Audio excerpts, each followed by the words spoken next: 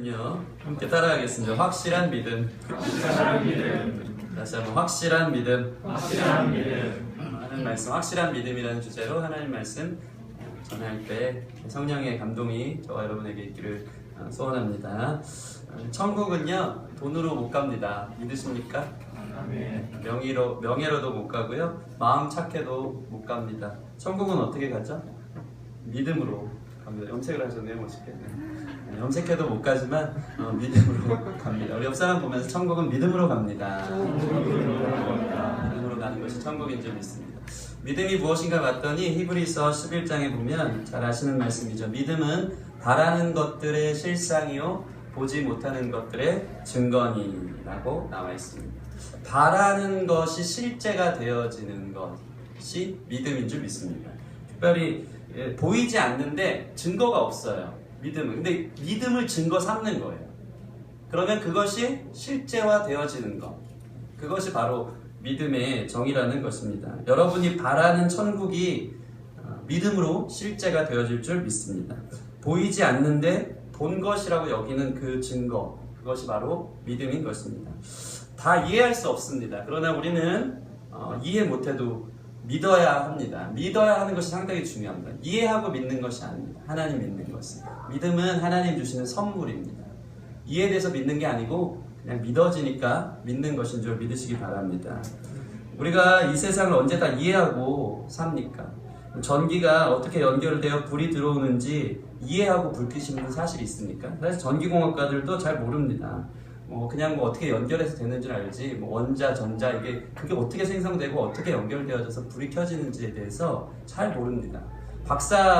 공부하신 박사님들한테 가서 물어보면, 생물학이 무엇입니까? 물어보면은 잘 모릅니다. 공부할수록 모르는 게 하나님이 만들어 놓으신 이 우주의 신비가 아닌가, 좀 그런 생각을 합니다. 그럼 물어보면은 박사님들은 너무 범위가 크다 보니까 어디부터 어떻게 얘기해야 될지를 모르는 거예요. 공부한 사람도 전도서에 보면 지혜자나 우매자나 다 똑같다. 그냥 도토리 키재기인 것입니다. 믿음이 중요한 것입니다. 한국에서 미국으로 날아가는 비행기가 항공역학적으로 어떻게 떠서 어떤 기류를 타고 가는지 이해해서 타는 분은 거의 없을 것입니다. 그냥 믿고 타는 것인 줄 생각합니다. 이것이 참 중요한 것 같아요. 우리가 눈에 보여지지 않는 이 세상에 많은 돌아가는 것, 그런 원리들을 보면서 그냥 다 이해할 수 없지만 믿음으로 살아가는 부분들이 참 많이 있음을 봅니다. 그래서 믿음은 선물인 것입니다. 우리가 온 우주를 지으신 하나님을 어떻게 다 이해할 수 있겠습니까? 그냥 믿는 것입니다. 믿음은 믿으면 보여지게 되어 있습니다. 특별히 우리는 신앙 안에서 무엇을 믿습니까? 신앙 안에서 우리는 무엇을 믿냐면요, 태초에 하나님이 천지를 창조한 것을 믿습니다. 믿으십니까? 사도신경 보면 전능하사 천지를 창조하신 하나님 아버지를 내가 믿사오니. 오늘도 이렇게 외치고 예배를 시작했습니다. 성경은 여기부터 시작됩니다.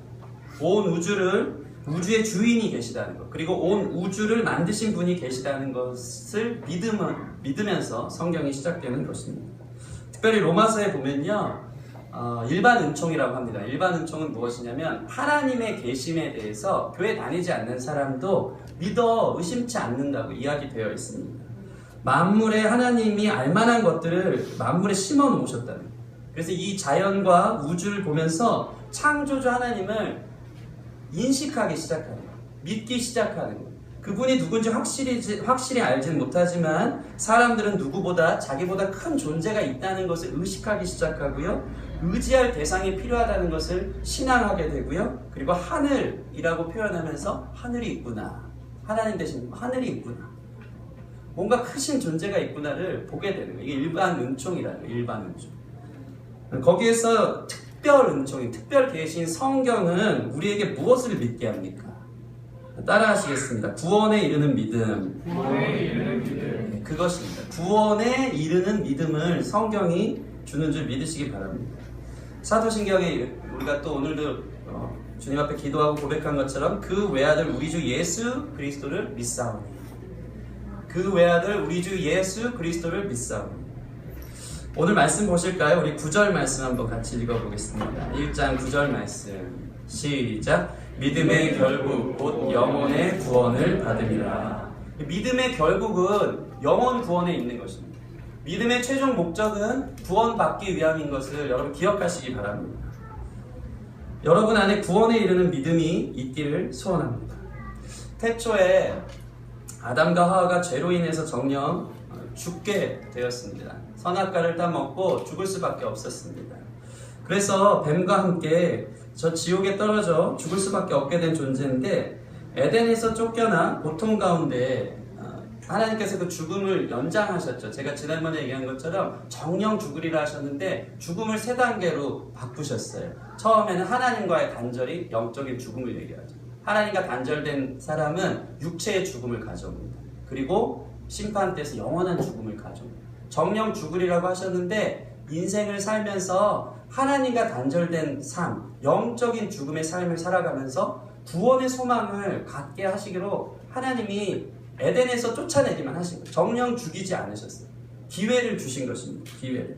그래서 그들은 이 에덴을 날마다 사모하기 시작했어요. 그때가 좋았는데 내가 어쩌다가 하나님이 약속하신 그 한 가지 계명을 지키지 못해서 내가 이렇게 에덴에서 쫓겨나서 이렇게 힘들고 험악하고 괴로운 인생을 살고 있는가. 그런데 하나님께서는요, 그들에게 기회를 주시면서 그들을 쫓아내실 때 아담과 하와를 바로 죽이지 않고 복음을 던져주십니다. 그게 무엇입니까? 창세기 3장 15절 말씀 앞에 보실까요? 같이 한번 읽겠습니다. 3장 15절 말씀 준비 안 됐는데 카톡을 같이 한번 찾아볼게요. 네, 창세기 3장 15절 말씀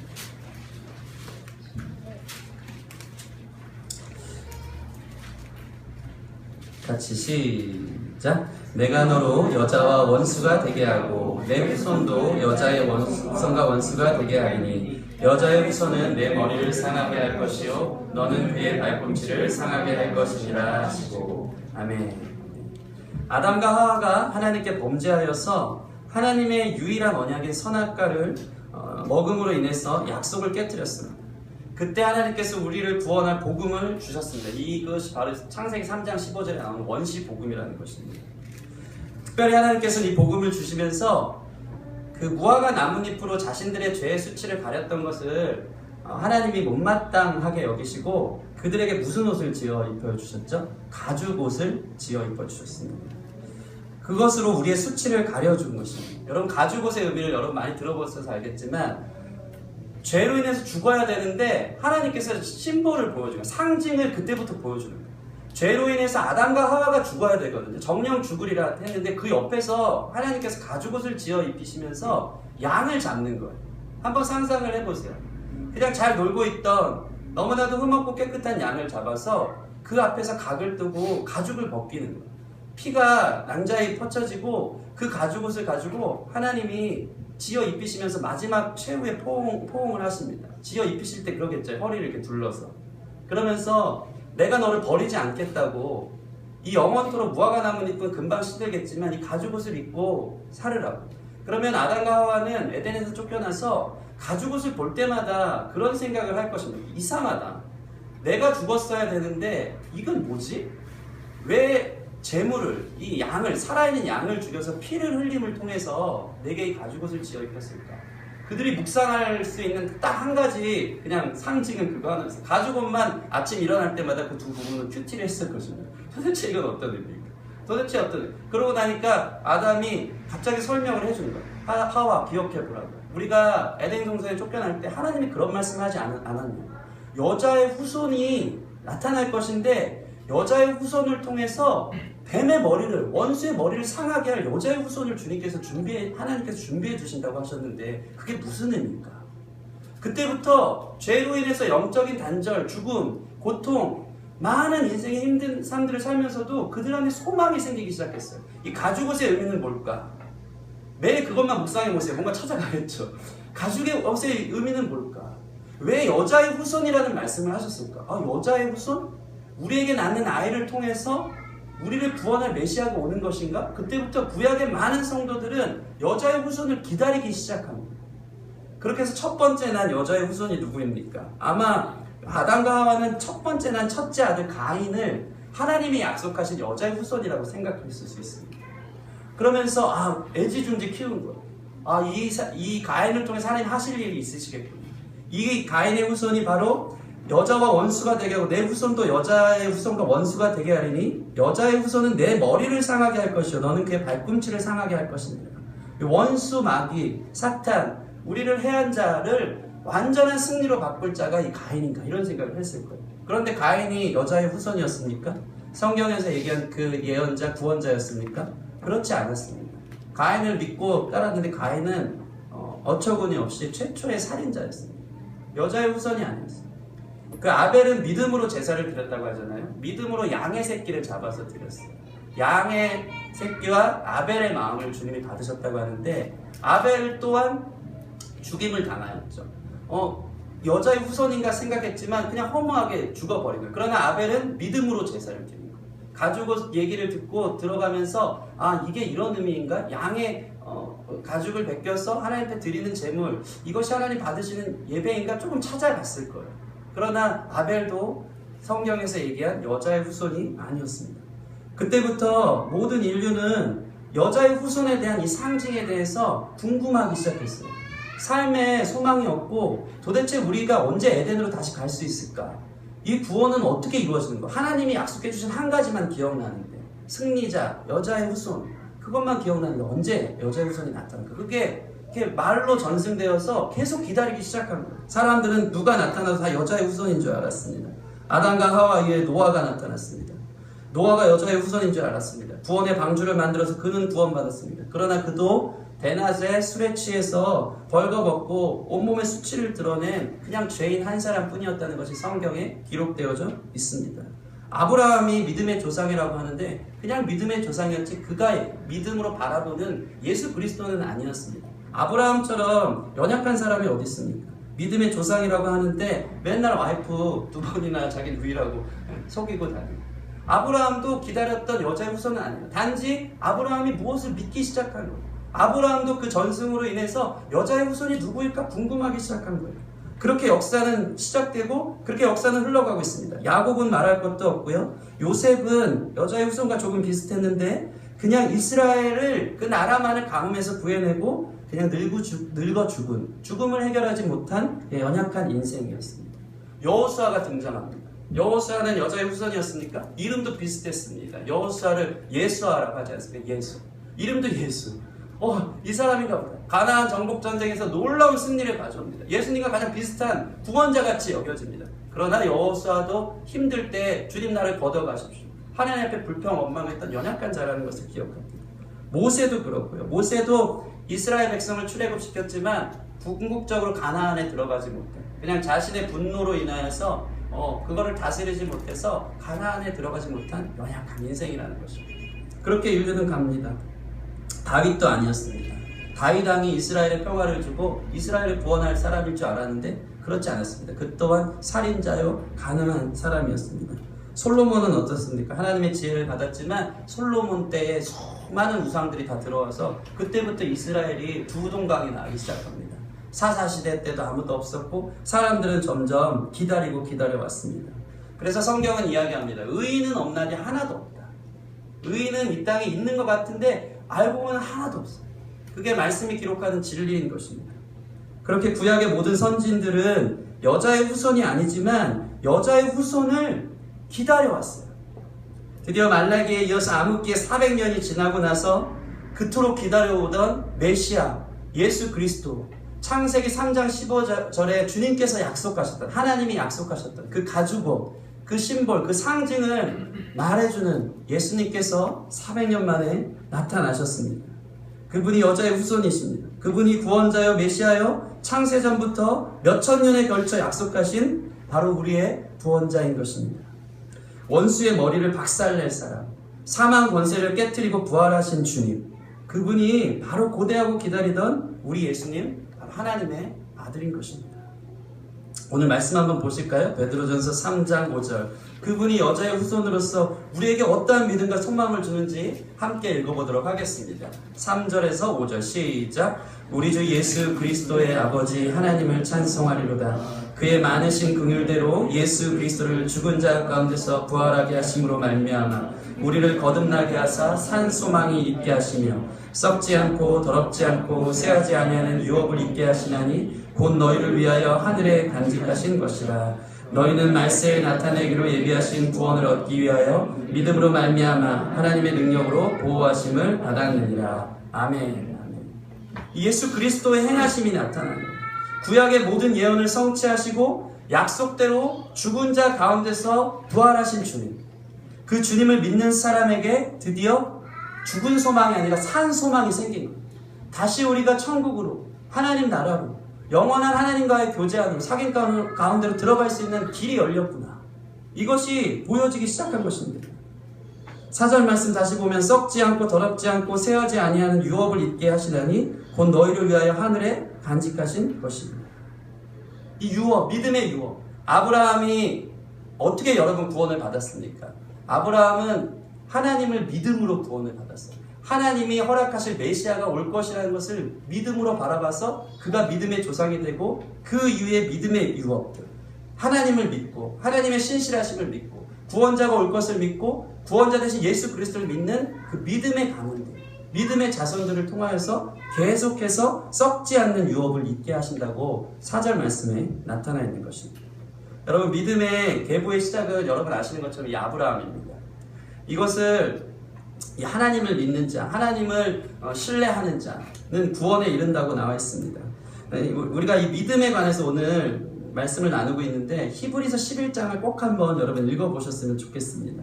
히브리서 11장은 제가 이야기한 이 구약시대에서부터 이 믿음의 선진들의 그들이 약속을 믿어서 구원에 이르게 됐다는 그것을 증거하고 있습니다.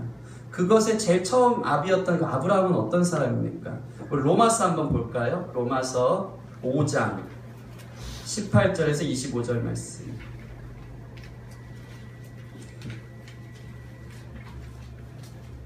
로마서 5장 잘 이해하면서 좀 따라와 주시면 좋겠습니다. 로마서 5장 18절에서 25절 같이 시작. 그런즉 한 범죄로 많은 사람이 정죄에 이른 것 같이 한 의로운 행위로 말미암아 많은 사람이 의롭다 하심을 받아 생명에 이르렀느니라.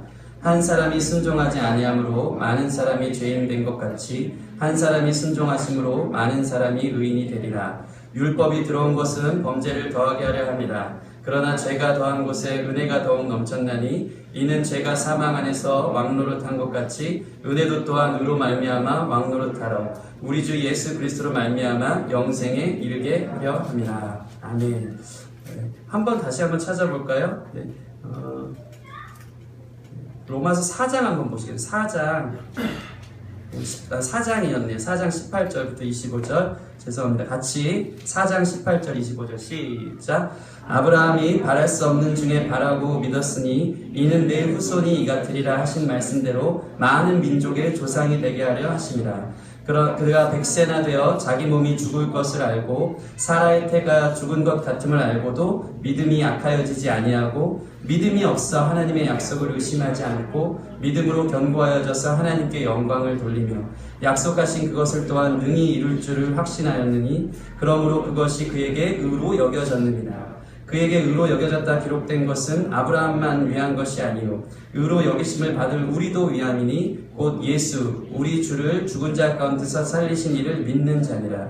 예수는 우리가 범죄한 것 때문에 내줌이 되고 또한 우리를 의롭다 하시기 위하여 살아나셨느니라. 아멘. 여러분 이 말씀을 믿으십니까? 아브라함을 통하여서 그 믿음의 조상 삼으셨어요. 아브라함은 어떤 사람이었습니까? 하나님의 약속을 의심치 않았어요. 어린 양 대신 여자의 후손이 올 것을 믿었어요. 믿음의 계보, 그를 믿는 자들은 구원을 받을 것이라는 그 수천 년의 사람이 그 주님의 약속, 그 원시복음 하나를 믿고 살아온 거예요. 하나님의 약속을 믿어서 의심치 않고 그것을 통해 주님께 영광 돌림을 통하여서 그는 구원에 이른 것, 그의 믿음을 의롭다 하나님이 여기신 것입니다. 그런데 아브라함만을 위한 것이 아닙니다.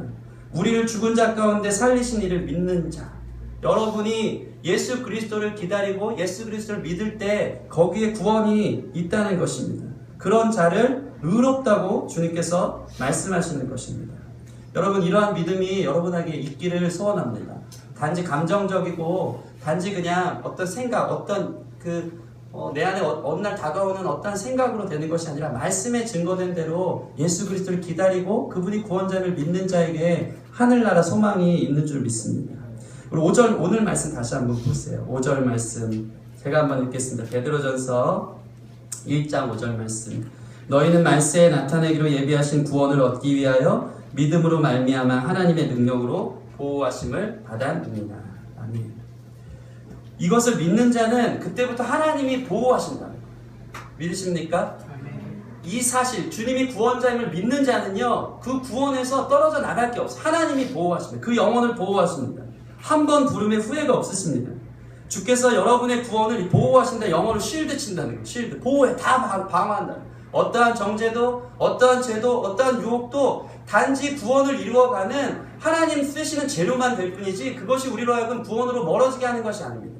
구원은 우리의 행위로 가능한 것이 아니고 믿음으로 가능한 것이기 때문입니다. 이것을 믿는 자는 영원한 구원, 하나님의 보호하심으로 끝까지 구원을 이루어가는 삶이 될 줄 믿습니다. 사망도 천사도 죽음도 하늘의 어떠한 권세도 여러분의 어떠한 죄와 허물과 연약함도 그 구원을 막을 수 없습니다. 이 믿음이 여러분 가운데 생기기를 축원합니다.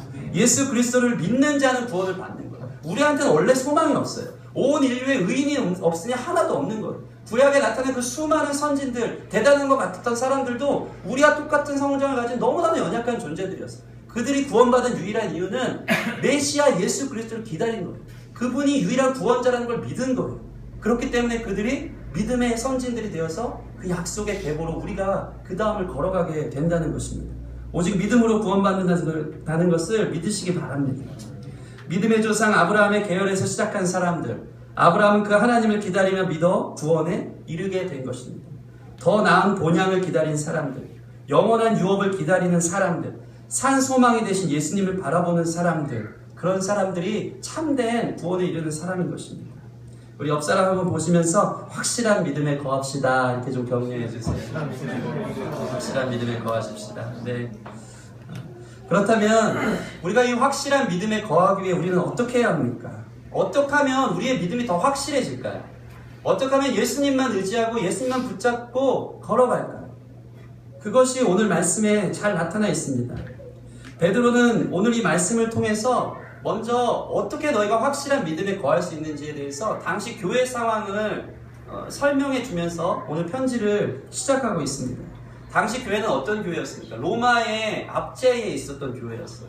그래서 보면요, 베드로전서 5장 뒤쪽을 보면 교회를 바벨론의 교회라고 얘기해요. 이 바벨론은 상징적인 의미인데 로마 교회를 의미하는 것입니다. 포로시킨다. 포로한 바벨론과 같은. 그 밑에 로마의 특별히 네로 황제를 통하여서 여러분 많은 역사들을 보시면 알겠지만 막 카타콤을 만들고, 그죠? 그 다음에 그 지하 동굴에서 살아가는, 그리고 사자굴에 밥이 되고 콜로세움에서 이랬던 시절이에요. 베드로가 오늘 편지를 하면서 너희의 고난이 있는데 그 고난 속에서 오히려 그 고난이 너희라고 믿음을 더 확실하게 만든다는 것을 격려해 주기 위해서 베드로 전서를 쓴 것입니다. 이것이 베드로 전서의 목적입니다. 그들은 어떻게 이 확실한 믿음에 거했냐면 고난 때문에 확실한 믿음에 거했다는 것입니다. 고난이 유익함은 여러분 구원을 소망하게 만듭니다. 여러분 힘든 일이 있습니까? 그때 우리 누굴 찾죠? 주님을 찾습니다. 인생의 허무함과 공허함과 내 힘으로 어떻게 될 수 없는 연약감들을 볼 때 우리는 구원을 소망해요. 이 고난, 이 힘든 삶, 누군가가 나를 여기서 건져주면 좋겠다, 나를 살려주면 좋겠다라고 이야기하면서 우리 안에 구원의 소망이 생기기 시작한다는 것입니다. 그래서 고난이 유익함은 다가올 천국만 바라보게 합니다. 산 소망 대신 하나님 한 분을 다시 바라보게 하는 거예요. 그것이 고난이 주는 유익인 줄 믿습니다. 6절 9절 제가 한번 읽겠습니다. 오늘 말씀 6절에서 9절. 그러므로 너희가 이제 여러 가지 시험으로 말미암아 잠깐 근심하게 되지 않을 수 없으나 오히려 크게 기뻐하는도다. 너희 믿음의 확실함은 불로 연단하여도 없어질 금보다도 귀하여 예수 그리스도께서 나타나실 때에 칭찬과 영광과 존귀를 얻게 할 것이니라. 예수를 너희가 보지 못하였으나 사랑하는도다. 이제도 보지 못하나 믿고 말할 수 없는 영광스러운 즐거움으로 기뻐하니 믿음의 결국 곧 영혼의 구원을 받음이라. 여러분, 고난은요 우리로 하여금 잠깐 근심하게 합니다. 죽음 앞에서 또는 질병 앞에서 문제 앞에서. 그러나 우리는 그때 구원을 소망합니다. 하나님의 보호하심을 입은 사람들은 이 모든 것을 재료로 하여서 구원에 이르는 믿음을 갖게 된다는 것입니다. 합력하여 이루시는 주님의 섭리가 있다는 것입니다.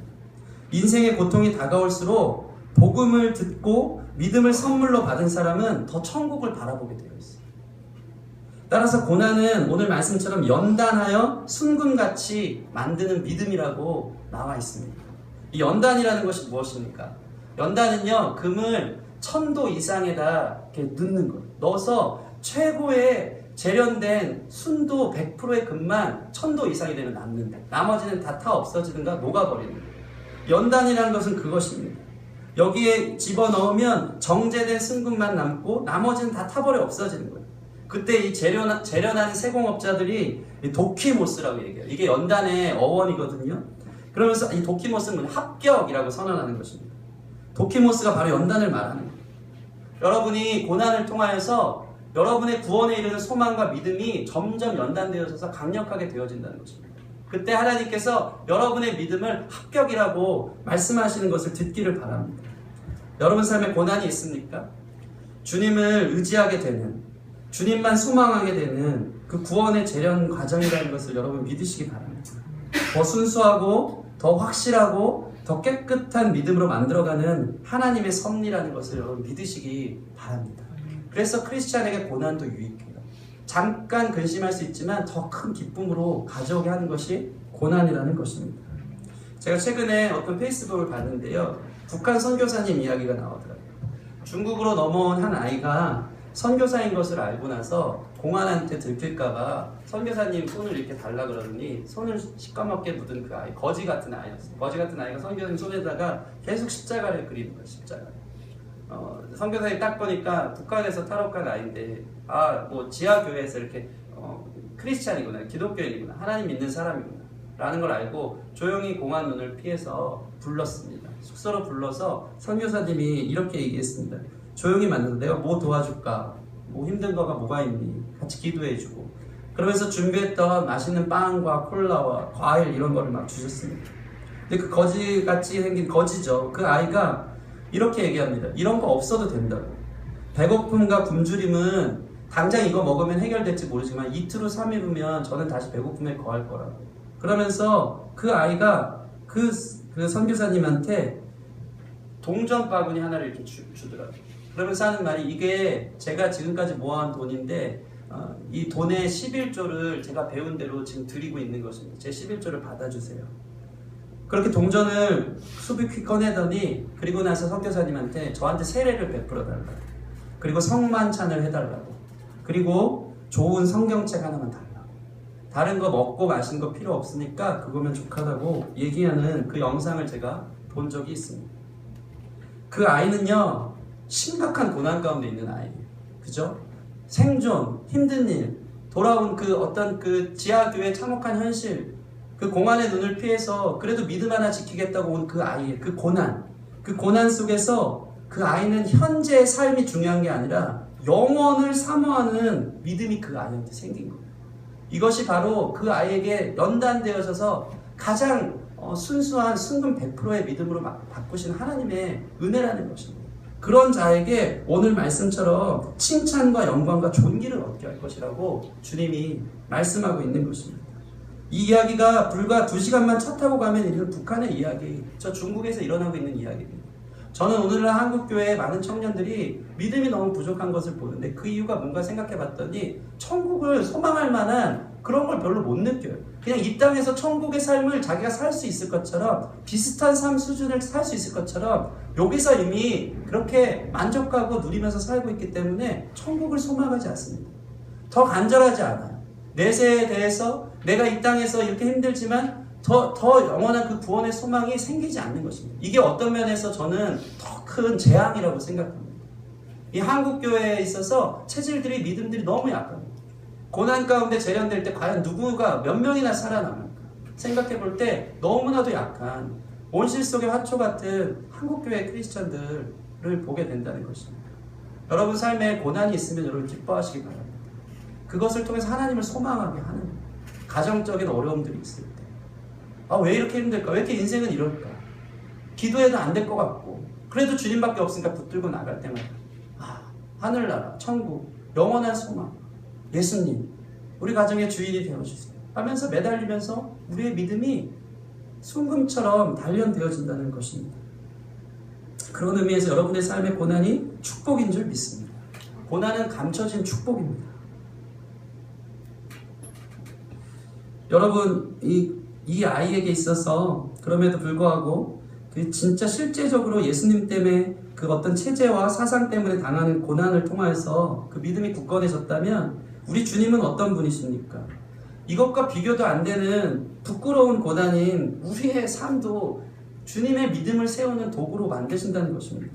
여러분 삶의 문제에 막 취업에 관한 문제, 연애에 관한 문제, 비전에 관한 문제, 가정에 관한 문제, 이 모든 고통과 고난은 그 모든 것들을 통해서도 하나님 믿음을 세우는 도구라는 것을 여러분 믿으시기 바랍니다. 심지어는 죄로 인한 고난의 연단도 주님의 구원을 이루게 하는 과정인 것이 하나님의 보호하심에 있는 하나님 사람들에게 있는 축복인 줄 믿습니다. 인생에 알 수도 없는 고난도 다 연단시키면서 여러분 믿음을 강하게 하는 과정이라는 것입니다. 구원은 전적으로 구원의 창조자 되신 주님께서 만들어 가신 것입니다. 여러분 잘 아시는 말씀입니다. 빌립보서 1장 6절 말씀, 너희 안에 착한 일을 시작하신 이가 그리스도 예수의 날까지 이루실 줄을 확신합니다. 하나님께서 시작하신 것 여러분 믿으시면 그 믿음대로 끝까지 주님께서 여러분의 삶을 인도하실 것입니다. 주님 손에 맡겨드리는 여러분이 되었으면 좋겠습니다. 그 강한 믿음이 이 예배를 통해서 다시 한번 세워지기를 바랍니다. 선하신 주님, 신실하신 주님을 믿기를 바랍니다. 제가 요즘 목사 안수를 앞두고 이제 내일 고십니다. 목사 고신데요. 주간식 정리 하나도 안 했어요. 여름 사역을 어저께 이제 집에 오고 나서 이제 부산에서 사역하고 집에 오니까 한 7시 반, 8시 됐습니다. 차를 의정부에 갖다 주고 돌아오니까 9시쯤 됐는데 마침 또 요즘 들어서 이 목사를 앞두고 지난주에는 그 도둑을 맞질 않나 집이 이런 연단의 과정을 하나님 저한테 허락하시는 게 너무 보람듯이 있으니까 하나님이 허락하신 거라는 생각이 들어요. 어저께는 갑자기 그리고 꼭 주일 전날이래요. 주일 전날 말씀을 전해야 되는 사역해야 되는 토요일날 하루도 빠짐없이 막 일들이 터지는데 어제는 아이가 아팠습니다. 그래서 갑자기 응급실을 데려갔어요. 온몸에 이렇게 두드러기가 일어나고 제가 그 사역을 다니면서 설교 준비도 잘 못하고 해서 주일날 다녀와서 준비를 하려면 준비할 시간이 전혀 없었어요.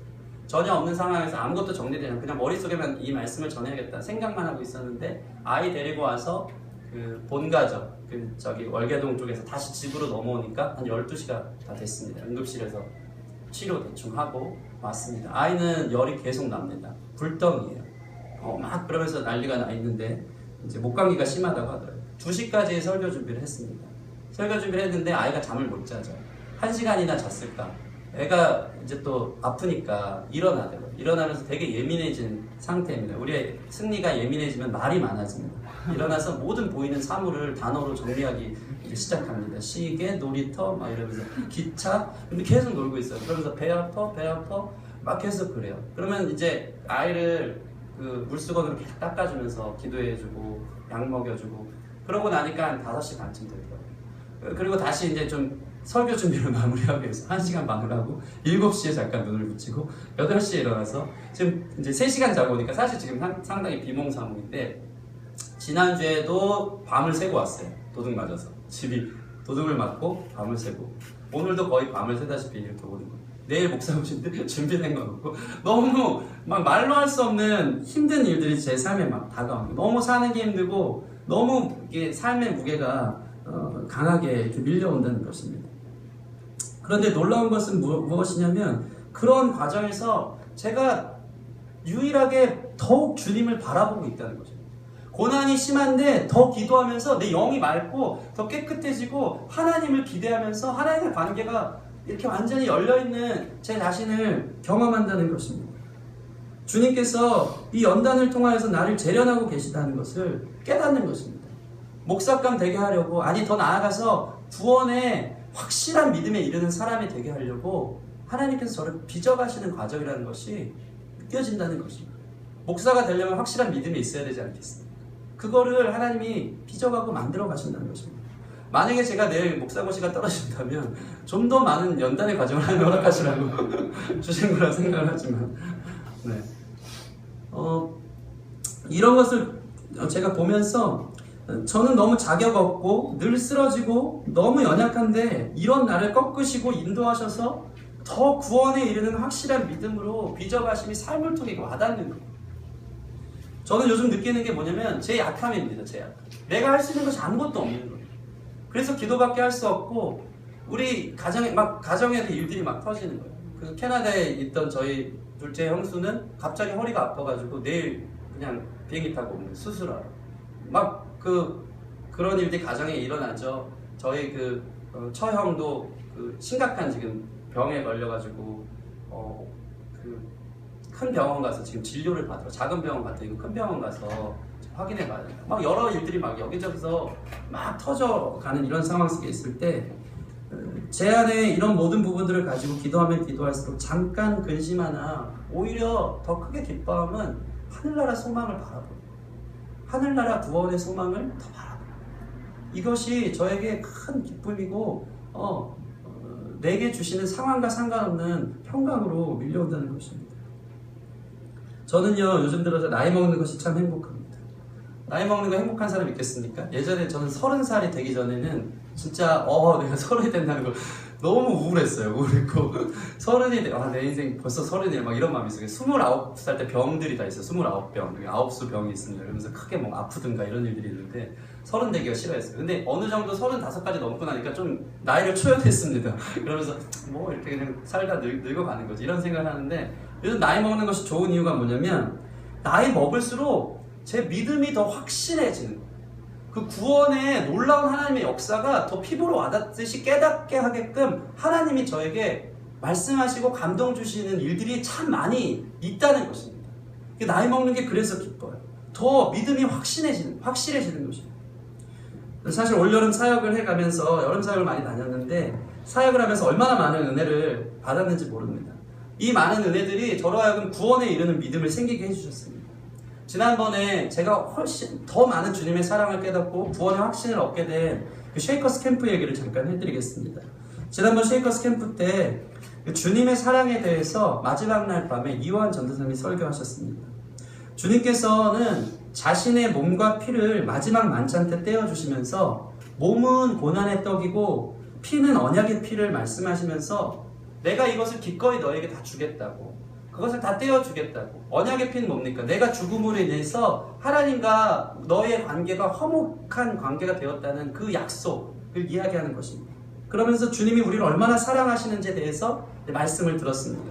2번이고 3번이고 주님께서는 우리의 죄를 위해서 기꺼이 십자가를 지는 분이라는 것입니다.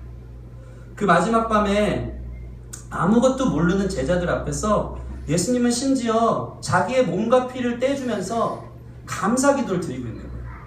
이들을 사랑하는 것이 너무 감사하고 이들을 위해 목숨을 내어주는 것이 너무 감사하다고 그 떡과 잔을 축사하면서 나누어 주셨다는 것이 제 말씀에 와닿습니다. 그만큼 주님이 저를 사랑한다는 생각을 하면서 찬양 인도하러 기도의 자리에 딱 올라갔는데 이전에 몰랐던 믿음의 확실함이 생기는 거예요.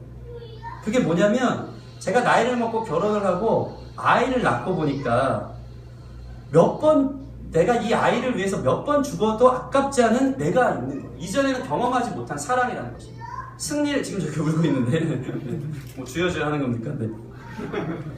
승리를 위해서 제 삶의 인생에 있어서 그렇게 사랑할 수 있는 사람이 생긴 것이 저는 너무 감사한 거예요.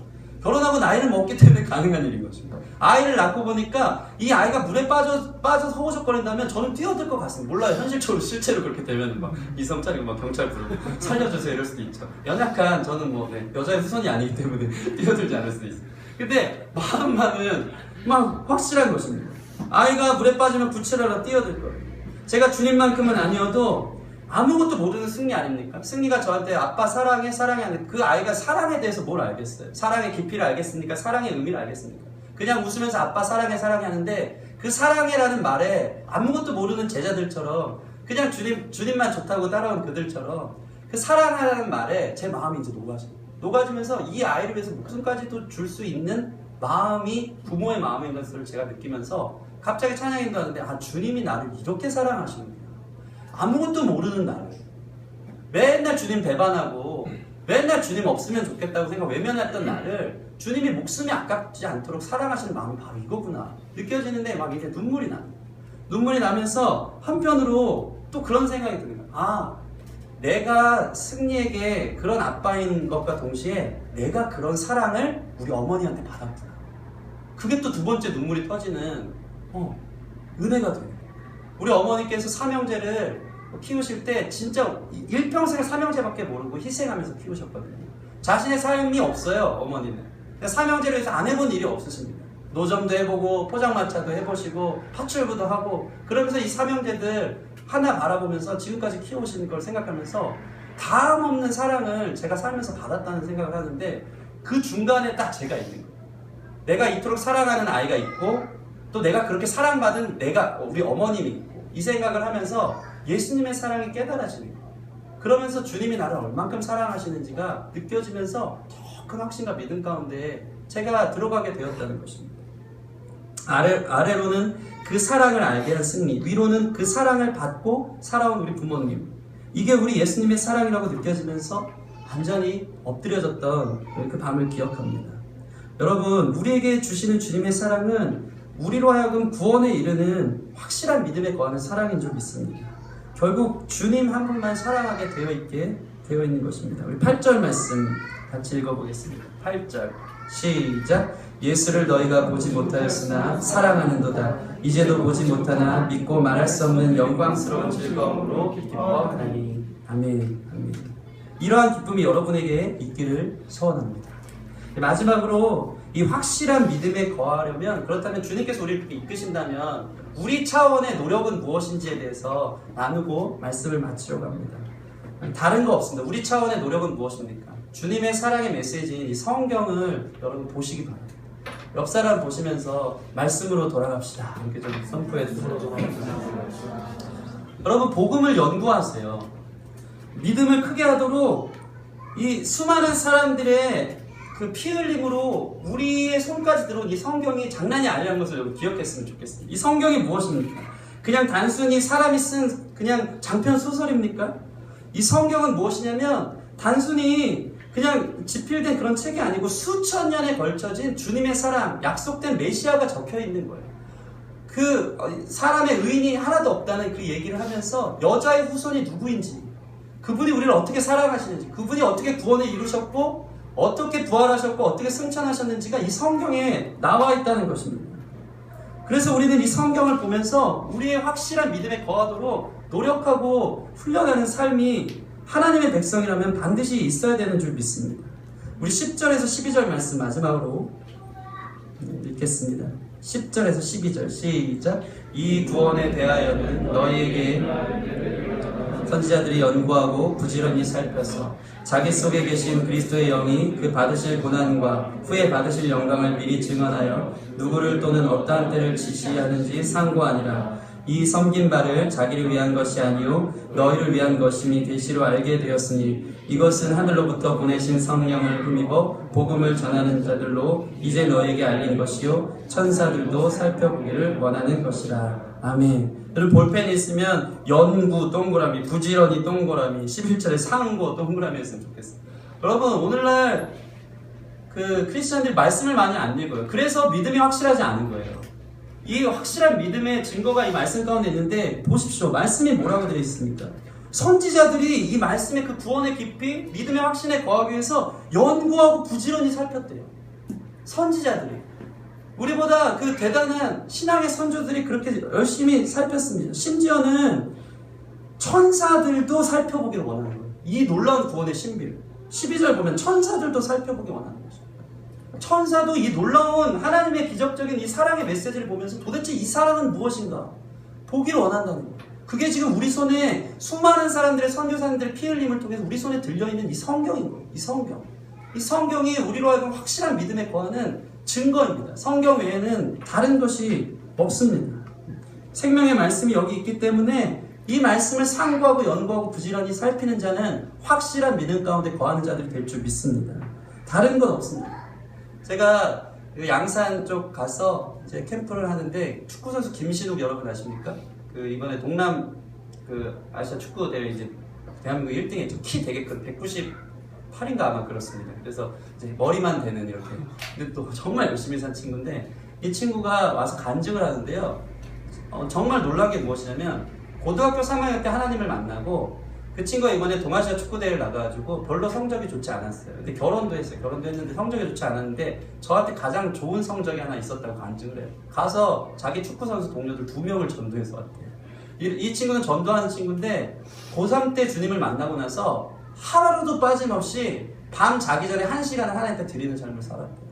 30분 찬양, 30분 말씀 읽면서. 그러면서 그 친구가 이렇게 얘기해요. 저는 세상적으로 볼 때 성공한 사람이라는 거예요.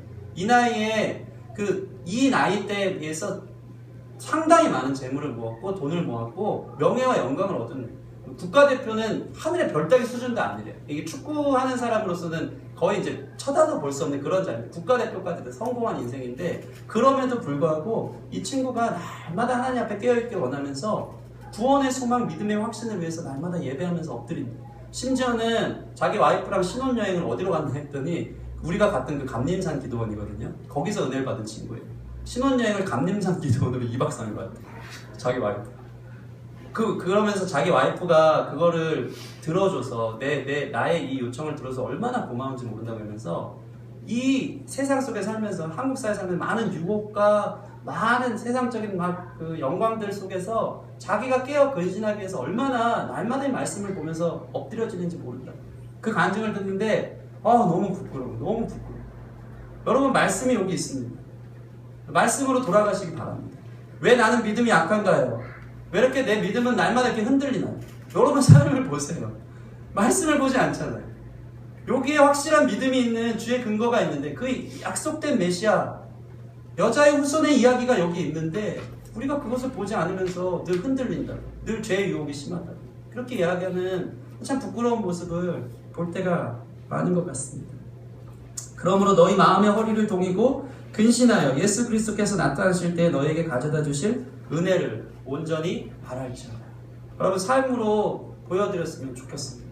더 이상 예배로 끝나는 것이 아니고 여러분 삶에 이런 헌신들이 작은 결단들이 있어서 날마다 나이 먹을수록 날마다 구원의 확신에 차서 고난이 더할수록 행복하고 기쁘고 천국 소망 바라보는 저와 여러분 되기를 주님의 이름으로 축원합니다. 기도하시겠습니다.